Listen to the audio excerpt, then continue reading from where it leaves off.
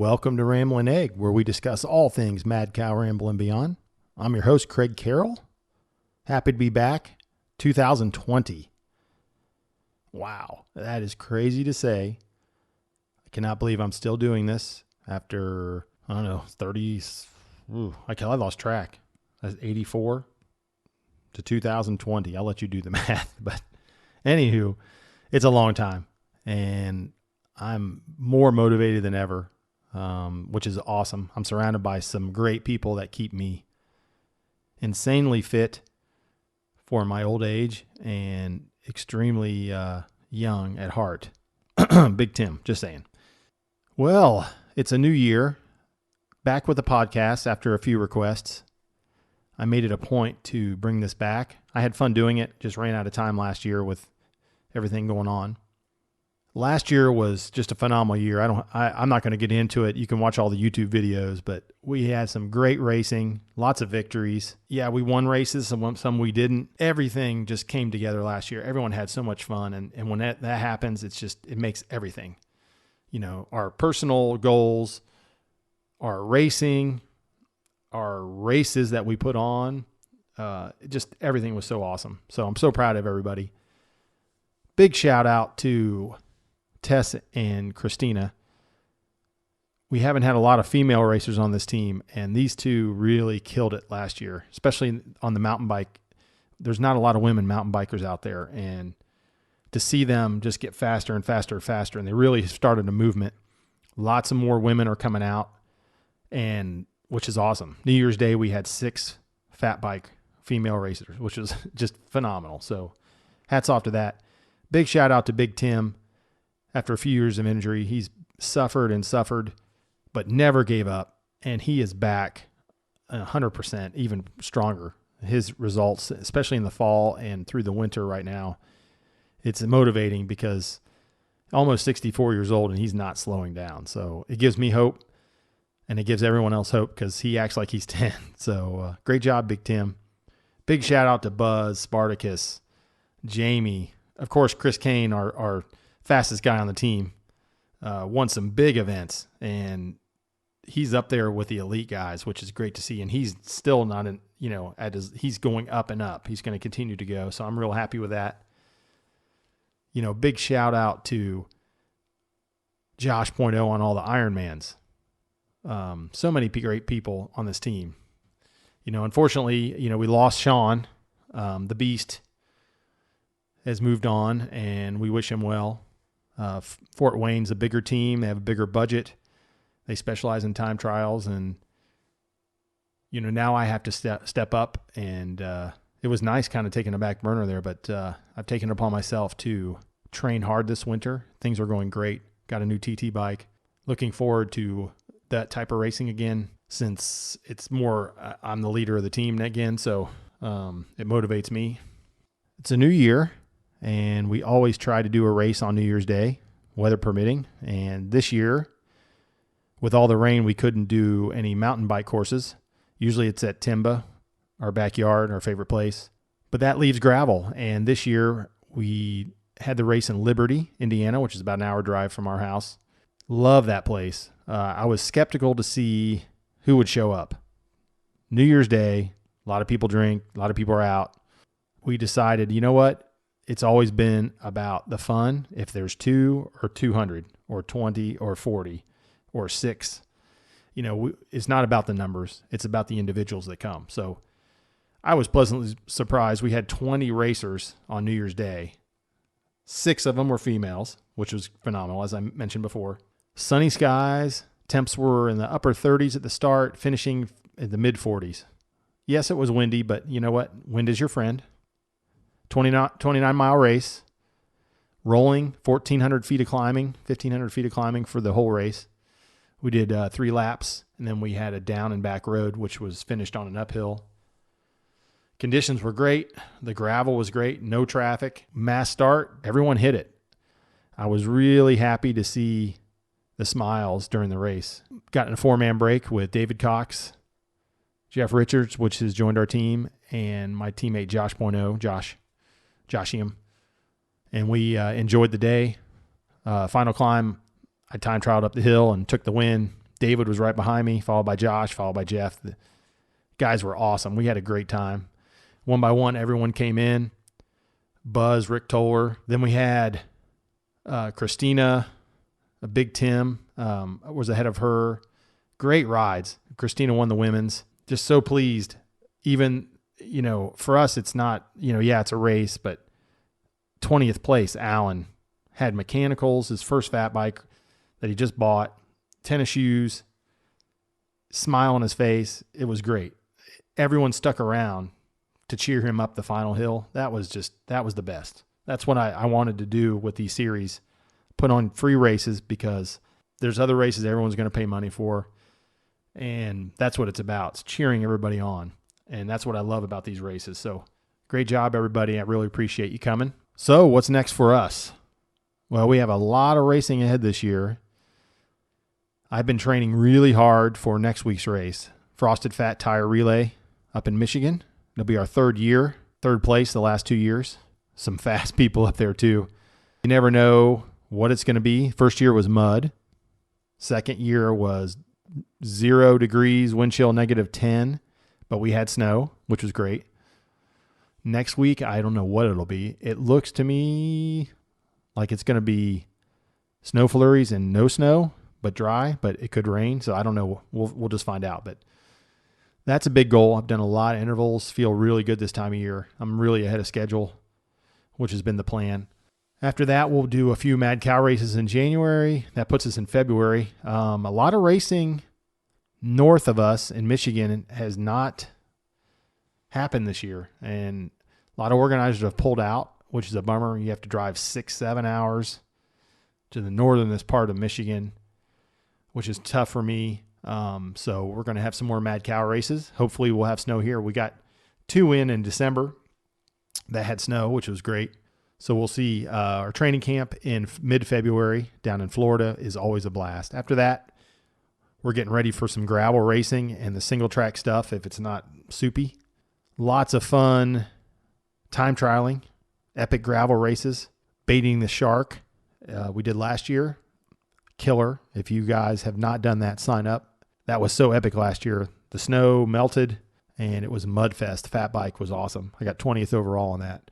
This year, we're going to head down to Southern Kentucky for the War Daddy. I wanted to do that last year. It's like 68 miles, 7,000 or 8,000 feet of climbing. Mixture of gravel, 2-track, and pavement, which is, I love the formula of that. The 45 in May, Black Fork Gravel Grinder is a maybe. I already did that once. It's a great event, but there's so many events to do. You have to kind of pick and choose. A lot of time trialing mixed in there too. Another big event we're aiming for, we'll do a few OMBC races, MVMBA series, of course. Funk Bottoms Gravel Grinder. That's putting us in the middle of summer. I think we're going to go do the Grusk gravel race in July. And a few 6 hours and so many great events this year. I could go on and on. All the events are listed on our Mad Cow website. But speaking of training camp, if any cows are listening, we will be leaving Saturday, the 15th of February, early, and we'll be coming back late Thursday night, riding every day through there on the fat bikes. Great trails down in Florida. 4.5 to 5 hours a day. It goes by quickly, and you'll love it. So if anybody wants to go, get with me. We already have hotels booked, but I can give you the info if anyone's interested. This year, I'm going to bring on some guest cows, just because I like to get their story and how I love how people get into cycling and why they do it, because we all have different goals. Yeah, we race, but why'd you get into it? For me, I like it all. I mean, I love to go race. I love to be competitive, but I also like to go out and ride. I love to explore. I love adventure. As long as I'm riding, I'm cool. So I love to hear stories of what people gets them in, and especially during the races, because just like New Year's Day, we had, I asked everybody post-race, tell me your story. Everyone had a different story. I love the different angles. Even if 2 people are together, you hear 2 different sides. Like, well, this person, I pulled here and they pulled here and I was on the edge. And I love that stuff. So my first 2 guests will definitely be Big Tim and T-Bolt. They're the oldest cows that have been with me since 2000. Well, Howard's 2003, Big Tim's 2004. That is nuts. I wanted to interview them both, and that will be some fun. So if I show up to a mountain bike or gravel event, I get, why are you riding a fat bike? That is a good question. The main answer is it's fun. It's a lot of fun, especially on gravel. Sure, gravel bikes can pull away, but I do pretty well. I've had some really good results in gravel racing that did not have fat bike classes. I do them anyways. I don't really care, but it's nice when there's a fat bike class. Why not? My teammate Buzz and Bob, they race those year round too. I love it. Of course we have other cows that go back to their 29ers and no problems, to each their own. It's great having a nice mix there, but for me, it's just, it keeps it fun. And it's very challenging. It's very challenging to go do a mountain bike race when there's no fat bike class and you make a podium with a fat bike. And, it's not about showing anybody up, but it's definitely a bigger challenge. And that's what it's about. It's about pushing yourself. So that's why I do it. And it's fun. And I feel like a kid, and more people, the better. It's great. Speaking of fat bikes, I get a lot of questions on what brands do we use? No, we are not sponsored by Trek. A lot of us have Treks, even though I've broken 4 carbon Farleys. I'm on my 5th. After a few model years, I acquired the 2020 carbon Farley, which I am in love with. It's a dream bike. I love it.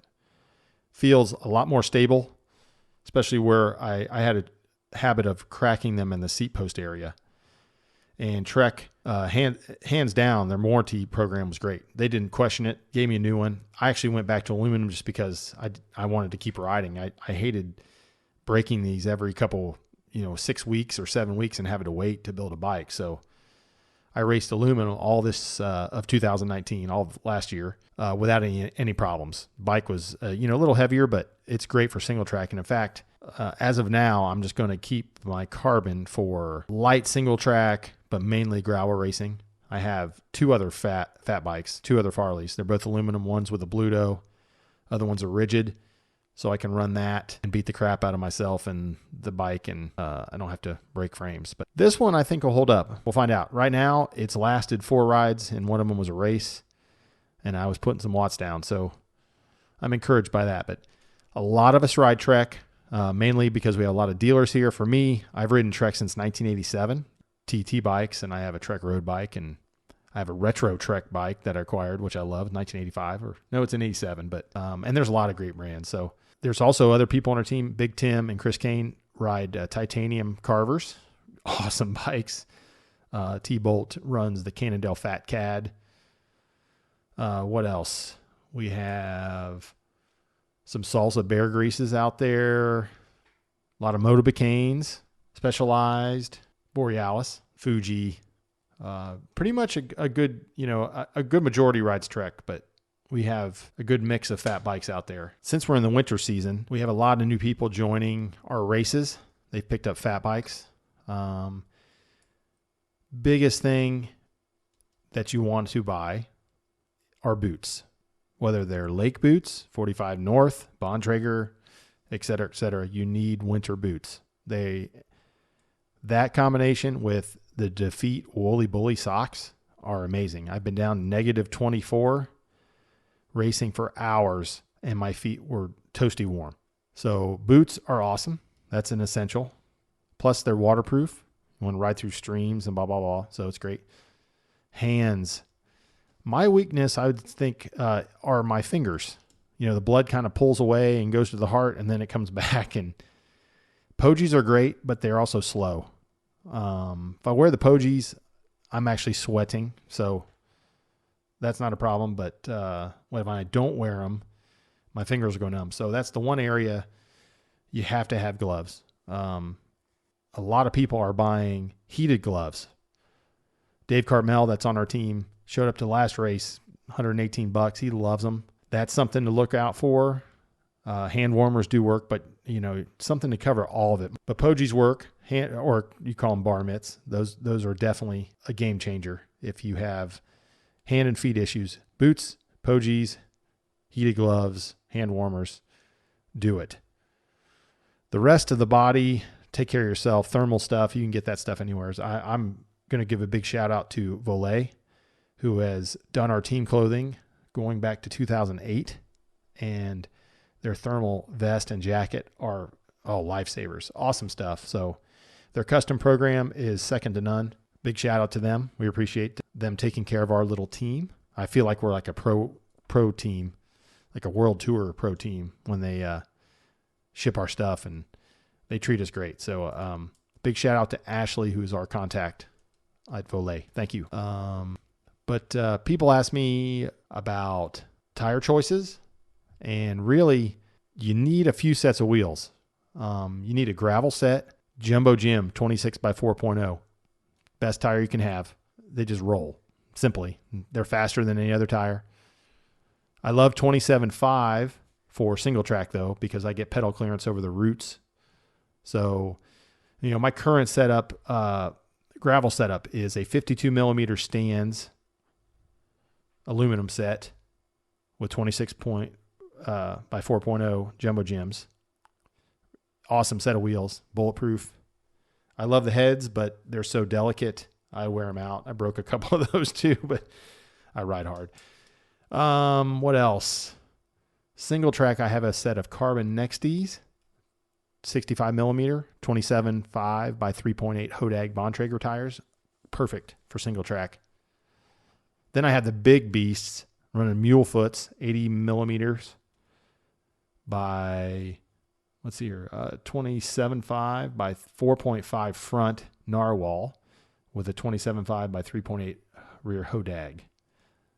But it's good to have multiple sets of wheels.